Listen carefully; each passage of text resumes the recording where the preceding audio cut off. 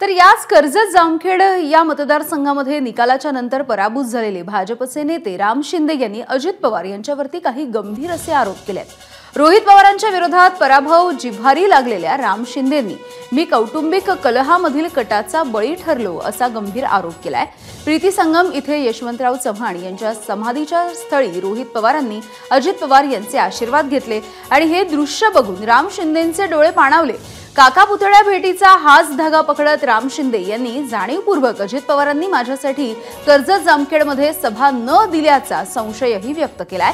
तसंच राष्ट्रवादीने महायुतीचा धर्म न पाळल्याचा आरोपही त्यांनी केलेला आहे।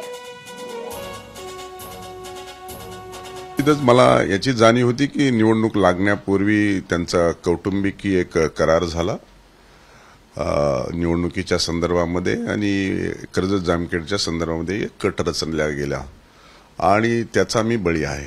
माझ्या दृष्टिकोनातून एक कट कारस्थान रचून एक अशा पद्धतीचं काम त्यांनी केलेलं हे त्यांच्या तोंडून ज्यावेळेस आलं त्यावेळेस मला याची खरी परिचिती आलेली आहे। अजितदादांच्या सभा वारंवार मागितल्या, पक्षाकडे देखील सांगितलं, नेतृत्वाकडे देखील सांगितलं। अशा पद्धतीचा मी मेसेज 7 ऑक्टोबरला त्यांना दिलेला आहे। म्हणजे 5 ऑक्टोबरला फॉर्म माघारी घेतला आणि 7 तारखेला मी ही त्यांची सभा मागितली आहे आणि मग अशा पद्धतीने त्यांनी स्वतः कबुली दिली आहे। हे अतिशय हे गैर आहे। ह्या महायुतीचा धर्म त्यांनी पाळला नाही याच्यावरून हे सिद्ध होतं। एबीपी माझा, उघडा डोळे बघा नीट।